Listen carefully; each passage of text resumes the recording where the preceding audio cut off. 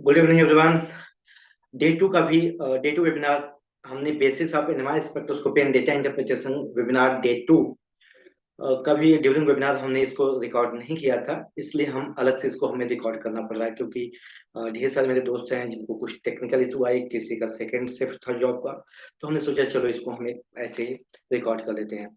तो हमने टेबल में देखा कि एनएमआर स्पेक्ट्रोस्कोपी के बारे में देखा क्या होता है इसको, इसका एनालिटिकल केमिस्ट्री और इंडस्ट्री में क्या एप्लीकेशन है, इसका ग्राफिकल रिप्रेजेंटेशन कैसा होता है, फिर एनएमआर के बेसिक्स को हम समझे कि एनएमआर का बेसिक्स क्या होता है, टाइप्स ऑफ एनएमआर कितने होते हैं, 1s13c और इनऑर्गेनिक एनएमआर हमने आपको एक्सप्लेन किया था। एनएमआर को अंडरस्टैंडिंग कैसे समझते हैं इसके लिए मैंने आपको केमिकल सेल्डिंग डिसिल्डिंग, उसके बाद केमिकल शिफ्ट को अफेक्ट करने वाले फैक्टर्स के बारे में हमने समझा। आज हम कवर करने वाले हैं equivalent and non equivalent sets of proton. इसके एक्सरसाइज देखेंगे, ठीक है। इसके एक्सरसाइज भी देखेंगे, फिर सॉल्वेंट सिलेक्शन एनएमआर के लिए कैसे हम करते हैं, स्प्लिटिंग पैटर्न क्या होता है और एनएमआर डेटा का इंटरप्रिटेशन कैसे किया जाता है उस टेक्निक को हम समझेंगे। तो सबसे पहले NMR non equivalent sets of proton क्या होते हैं इसको हम समझते हैं। तो हम दो तरीके से समझते हैं, सबसे पहले केमिकल एनवायरनमेंट से, दूसरा सिमेट्री से। सिमेट्री में जनरली हम प्लेन ऑफ सिमेट्री और एक्सिस ऑफ सिमेट्री से भी समझते हैं। वैसे पॉइंट ऑफ सिमेट्री का भी यूज किया जाता है, हम यहाँ पर उसको नहीं डिस्कस करने वाले हैं। सब्स्टिट्यूएंट इफेक्ट केमिकल एनवायरनमेंट में, मान लो कंसीडर करते हैं कोई भी एग्जाम्पल, एक सिंपल से एग्जाम्पल। इसमें CH2 का अलग इन्वायरमेंट में है, इसके लेफ्ट और राइट दोनों डायरेक्शन में आप देखेंगे अलग ग्रुप जुड़े हुए हैं, CH3 के लिए अलग है, यानी कि CH3 CH2 दोनों केमिकली अलग अलग डिफरेंट केमिकल एनवायरनमेंट के हैं, इसलिए इनके अलग अलग पीक आएंगे। इसमें कोई भी इस तरीके से आप कोई भी एक्सेस ऑफ सिमेट्री या प्लेन ऑफ सिमेट्री पॉसिबल नहीं है। आप इस लाइन में तो पॉसिबल करा सकते हैं, लेकिन हमें डिफरेंशिएट उससे नहीं होगा, तो डिफरेंशिएट करने के लिए कोई प्लेन ऑफ सिमेट्री या एक्सिस ऑफ सिमेट्री पॉसिबल नहीं है। इसलिए इसमें नंबर ऑफ पीक या टू टाइप्स ऑफ प्रोटॉन्स इसमें अवेलेबल हैं। ड्यूटेरियम एक्सचेंज का यूज करते हैं जहां पर जैसे कार्बोक्सिलिक एसिड हो गया, अमीन हो गया, अमाइड हो गया, जहां पर प्रोटॉन को रिप्लेस किया जा सके, एक्सचेंज किया जा सके, वहां पर हम ड्यूटेरियम एक्सचेंज का यूज करते हैं। सिमेट्री में हमें सिमेट्री को हम कंसीडर करते हैं plane of symmetry, axis of symmetry देखते हैं। काइरल सेंटर के नेक्स्ट के जो पोजीशन होते हैं वे डिफरेंट केमिकल शिफ्टों के आते हैं। सिस ट्रांस अगर हैं या डायस्टेरोमर्स है तो वहां भी अलग केमिकल एनवायरनमेंट होते हैं। सिमेट्री भी डिफरेंट होती है तो वहां पर प्रोटॉन के पिक्स अलग अलग आएंगे, वो non equivalent set of proton होंगे। चलिए हम आगे इसको समझते हैं। इसको मैंने दूसरे तरीके से, सिंपल तरीके से आपको एक्सप्लेन किया है कि chemical environment, symmetry, substituent effect, spin strain coupling यानी जे कपलिंग, ड्यूटेरियम एक्सचेंज। तो केमिकल एनवायरनमेंट हम मैंने आपको समझाया, सिमेट्री भी बताया, सब्स्टिट्यूएंट इफेक्ट भी पिछले स्लाइड में मैंने डिस्कस किया। स्पिन स्पिन कपलिंग का यूज हम करते हैं जब हमारे पास स्पेक्ट्रोग्राम होता है, जब डेटा होता है, डेटा में डिफ्रेंशिएट करना होता है कि जो पिक सेम आ रही है किसकी वजह से, इनके केमिकल एनवायरनमेंट कैसे हैं, वहां पर जे कपलिंग के बेस पर आप आसानी से समझ सकते हो। ड्यूटेरियम एक्सचेंज का यूज वहां किया जाता है जहां पे हेटेरोएटम से कोई प्रोटॉन जुड़ा होता है, कार्बोक्सिलिक एसिड, अमीन, अमाइड या तो एल्कोहल एल्कोहलिक ग्रुप होते हैं, वहां पर ड्यूटेरियम एक्सचेंज का यूज करके हम आसानी से समझ सकते हैं set of equivalent and non equivalent protons कौन कौन से हैं। हम एक एग्जांपल यहाँ पर समझते हैं। इसमें टोटल कितने प्रोटॉन्स हैं तो आप देखेंगे 1 1 2 3, total number of protons 3 sets of proton है। इसको आप अगर यहाँ से प्लेन पास कराएंगे तो ये हाइड्रोजन और OH प्लेन में आएंगे, ये दोनों above the plane below the plane आएंगे। तो इस तरीके से आप समझ सकते हैं इसमें 3 सेट्स ऑफ प्रोटॉन है। अगर यहाँ पर सेम वैसे प्लेन पास कराएंगे तो इस यहाँ पर वन डेल्ट केवल वन पीक यहाँ ऑब्जर्वेबल होगा।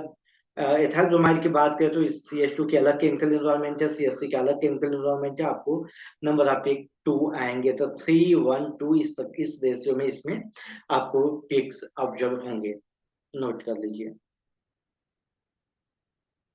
चलिए हम अगले स्लाइड पर चलते हैं। इसमें अगर नंबर ऑफ पिक की बात करें तो यहाँ पर सारे CH ग्रुप जितने भी हैं बेंजीन के, सबके केमिकल एनवायरनमेंट सेम है। यहाँ पर आप कई तरह के 6 या उससे ज्यादा प्लेन आप पास करा सकते हैं, इधर से प्लेन ऐसे पास करा सकते हैं, इधर से प्लेन पास करा सकते हैं, इस डायरेक्शन से प्लेन पास करा सकते हैं। तो इसमें आप देखेंगे all protons are equivalent protons, so one peak आपको मिलेगा। नाइट्रोबेंजीन की बात करें तो इसमें आर्थो का 1 पिक आएगा, पैरा के अलग पिक आएंगे और मेटा के अलग पिक आएंगे। आर्थो, मेटा, पैरा के सबके अलग अलग पिक्स आएंगे। तो यहाँ पर टोटल नंबर ऑफ पिक्स कितने होंगे? 3। अगर इस ग्रुप की बात करें तो इसमें टोटल 7 कार्बन हैं, जिसपे सब पर CH2 ग्रुप लगे हुए हैं, डबल प्रोटॉन लगे हुए हैं। ये सभी केमिकली इक्विवेलेंट है। आप किसी भी डायरेक्शन से प्लेन पास कराएंगे, ऐसे प्लेन पास करा सकते हैं, इधर से प्लेन पास करा सकते हैं। ये इक्विवेलेंट प्रोटॉन होंगे तो इसमें नंबर ऑफ पिक कितने होंगे? 1 पिक इधर से ऑब्जर्वेबल है। हम आगे समझते हैं एक एग्जाम्पल आपके लिए कि इसमें टोटल 13C के लिए कितना होगा। चलिए इसको हम समझते हैं। CH2 प्रोटॉन,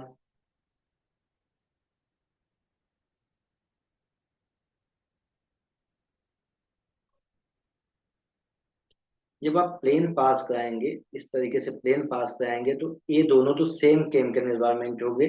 1 2 अंदर वाले प्रोटॉन जो होंगे 3, यहाँ पर 4 5 6, ठीक है, 6 नंबर ऑफ प्रोटॉन्स होंगे, ठीक है। ये आपको समझ में आ गए होंगे। हम कार्बन की अगर बात करें तो यहाँ कार्बन की बात कर दिया गया। तो कार्बन जितने होंगे 1, इन दोनों कार्बन का सेम नेचर होगा। 2 3 4 5, तो 6 और 5 इसका ऑप्शन बी करेक्ट होगा, ठीक है। आगे हम समझते हैं अगले एग्जाम्पल से। इसमें नंबर ऑफ प्रोटॉन्स कितने होंगे हम इसको समझते हैं। तो आप देखेंगे सभी जितने भी प्रोटॉन है सबका नेचर इस प्रकार से CH लगा हुआ है। आप एक प्लेन तो आप इधर से ऐसे पास करा सकते हैं। उस कंडीशन में ऐसे आपको इक्विवेलेंट सेट मिलेंगे।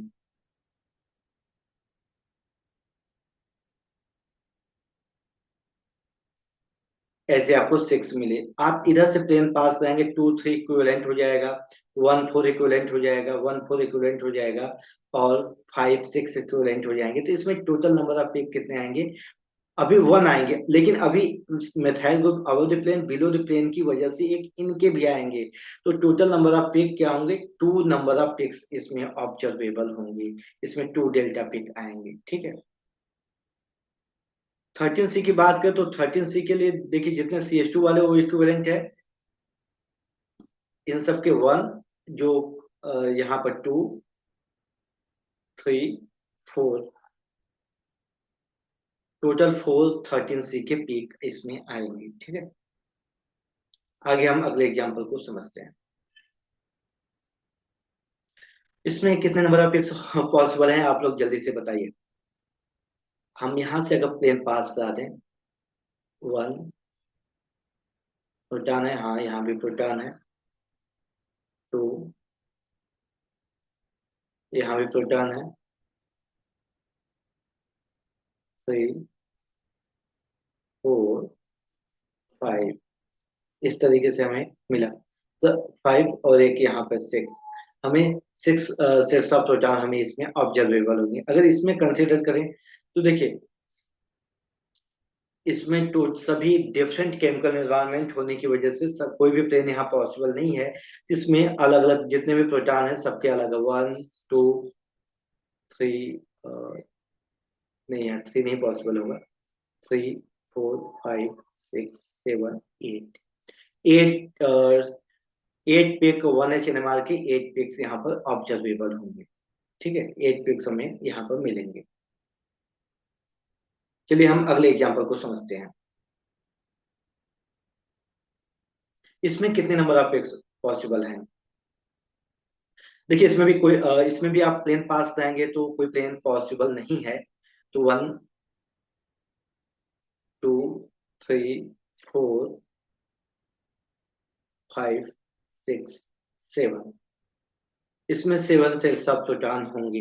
अभी हम और डिटेल से 3D के बेस पर अभी हम आपको नहीं, 3D स्ट्रक्चर के बेस पर नहीं अभी हम आपको समझा रहे हैं, जस्ट वैसे 2D के बेस पर। इसके बाद हम डिटेल से आएंगे, स्टेप बाय स्टेप इसको समझेंगे। चलिए हम आगे समझते हैं। सॉल्वेंट सिलेक्शन कैसे करते हैं NMR के लिए। सॉल्वेंट सिलेक्शन के लिए कंडीशन पहला तो कोई भी सॉल्वेंट होने के लिए कंडीशन है कि वो सॉल्युबल होना चाहिए। कोई भी कंपाउंड अगर किसी भी केमिकल कंपाउंड में, लिक्विड में या गैसेस में, किसी में अगर सॉल्युबल हो रहा है, डिजोल्व हो रहा है, तो सॉल्वेंट है। तो पहली तो सॉल्वेंट की क्राइटेरिया सॉल्युबिलिटी होनी चाहिए, कम से कम उसमें मिनिमम प्रोटॉन्स होना चाहिए, या तो प्रोटॉन ना हो सॉल्वेंट हो सबसे बेस्ट कंसीडर होता है, जैसे CdCl3। उसकी रिएक्टिविटी हमारे कंपाउंड के साथ सॉल्वेंट की रिएक्टिविटी नहीं होनी चाहिए, क्योंकि हम जो डिजायर कंपाउंड बना रहे हैं उसके बारे में हमें एग्जैक्टली इंफॉर्मेशन नहीं मिल पाएगा। वो सस्ता होना चाहिए, आसानी से उसके पीक ऑब्जर्वेबल होना चाहिए, और टेम्परेचर सेंसिटिव होना चाहिए। ये कुछ क्राइटेरिया थे सॉल्वेंट सिलेक्शन के लिए। तो जनरली हम CdCl3 का ही यूज करते हैं, CdCl3 का यूज करते हैं। ये काफी, अगर आप CdCl3 का आप बोलते हो कि इसमें करना है, तो उसके कोई अलग से प्राइस नहीं लगाते, जितना NMR का होता है वो वही प्राइस होता है। लेकिन आप अलग से कोई सॉल्वेंट, आप एल्कोहल या DMSO या कुछ बोलते हो, तो उसके अलग से चार्जेस अप्लाई होते हैं NMR, अगर आप NMR के लिए देते हैं तो। इस सॉल्वेंट सिलेक्शन के लिए कुछ क्राइटेरिया रहा, हम आगे समझते हैं। Coupling constant, J coupling constant, J coupling constant क्या होता है? अगर हमें कोई भी डबलेट मिला या तो कोई भी ट्रिपलेट मिला, ठीक है, तो इन दोनों पीक के सेंटर से जो डिस्टेंस होती है, दोनों पीक के बीच की जो डिस्टेंस होती है, वो यूनिट हर्ट्ज में होती है, और उसे हम बोलते हैं कपलिंग कांस्टेंट, जे बोलते हैं। ये डिपेंड करता है डिस्टेंस के, जैसे जैसे डिस्टेंस बढ़ता है उसके अकॉर्डिंग इसकी वैल्यू वेरी करती है। अब पीक मल्टी किसी एक सिंगल पीक के लिए उसकी डेल्टा वैल्यू कोई कभी वेरी नहीं करेगा, इनके लिए सबके लिए जे की वैल्यू सेम आएगी। लेकिन अगर कहीं पर क्वाड्रेट है, ठीक है, क्वाड्रेट है और डबल डबलेट है, तो उनको कैसे समझेंगे? पहला है कि अगर क्वाड्रेट है तो हम पास्कल ट्रायंगल आगे डिस्कस करने वाले, 1 3 3 1 के रेशियो में उसकी पीक हाइट होगी। और दूसरा है कि उसके लिए अगर क्वार्टेट है तो सारे पीक के लिए, ऑल 4 पीक के लिए, इसमें जो 3 पीक के बीच की डिफरेंस है उसके लिए जे की वैल्यू सेम होगी। लेकिन अगर डबल डबलेट है उस समय जे की वैल्यू, इसके लिए जे डैश आएगा, बीच सबके लिए जे की वैल्यू डिफरेंट आएगी, हमारी एग्जैक्ट पीक से अलग अलग जे की वैल्यू आएगी, तो वो डबल डबलेट है। ऐसा क्यों होता है? सबसे पहले डबलेट हमें ऑब्जर्वेबल हुआ, बगल में कोई और प्रोटॉन है उसकी वजह से फिर स्प्लिटिंग हुआ, ठीक है। तो यहाँ पर जो जे वैल्यू था, अब यहाँ पर जो जे का डिफरेंस है, जो उसमें फिर से स्प्लिटिंग हुई तो वैल्यू चेंज हो जाएगी। इस प्रकार से डबल डबलेट हमें मिलता है। क्वार्टेट के लिए क्या होता है? क्वार्टेट के लिए सभी पीक का डिस्टेंस सेम होता है, तो डबल डबलेट क्वार्टेट हो गया। अ, इस प्रकार से आप आसानी से जे वैल्यू के बेस पर समझ सकते हो, ठीक है। इसकी यूनिट हर्ट्ज में होती है। चलिए हम आगे समझते हैं।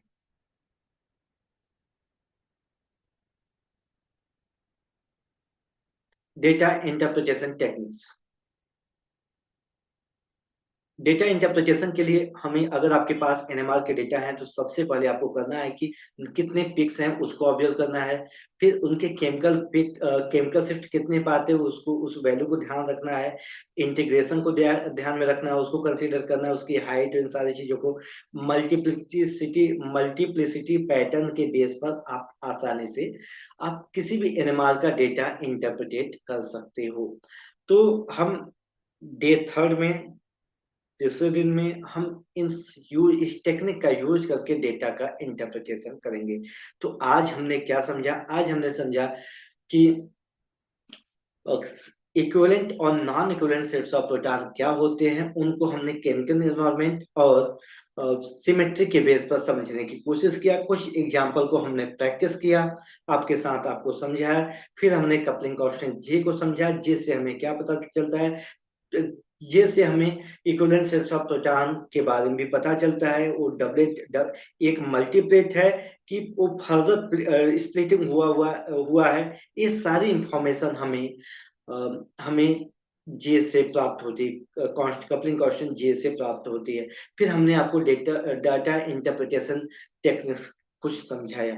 हम अगले लास्ट डे में आपको इसके बेस पर कुछ प्रैक्टिस करवाएंगे, और फिर आपका कॉन्सेप्ट काफी हद तक क्लियर होगा। आपको कोई डाउट होगा तो आप आसानी से हमें कमेंट करके बता सकते हैं। हम एक सीरीज एनएमआर पर सीरीज एक लेकर आने वाले हैं, और वो आपको अभी मैं शेयर कर देता हूँ। मैं प्लानिंग हम कर रहे हैं, वो आपको बता रहे हैं। हम प्रोटॉन एनएमआर का डिटेल एनालिसिस इसके बाद एक वेबिनार लेकर आ रहे हैं। उसमें 1 डे का वेबिनार रखेंगे, 3-4 सेशन रखेंगे, 30-30 मिनट्स का, आपको भी टाइम मिल जाएगा अच्छे समझने के लिए। फिर हम carbon 30 NMR unlocking structure information a, फिर 13C का application advance 1D NMR technique DEPT DPT and APT का एप्लीकेशन हम लेकर आएंगे। तो ये 3 वेबिनार आगे हम लेकर आने वाले हैं आपके लिए, 1D एनएमआर को समझने के लिए। फिर 2D एनएमआर के लिए भी हमारे पास एक्सपर्ट हैं, उनसे हमारी बात हुई है, हम उसके बारे में वेबिनार लेकर आएंगे। पहले 1D को पूरा कंप्लीट करें, यानी कि एक पूरा सीरीज हम आपके लिए 1H NMR, 13C NMR, inorganic NMR के लिए लेकर आने वाले हैं। तो आप डे 3 में हम आपसे मिलते हैं, और अगर कोई आपके सजेशन होंगे, कोई आपके डाउट्स होंगे, तो आप चैट बॉक्स में हमें बता सकते हैं। तो चलिए हम आपसे मिलते हैं अगले सेशन में।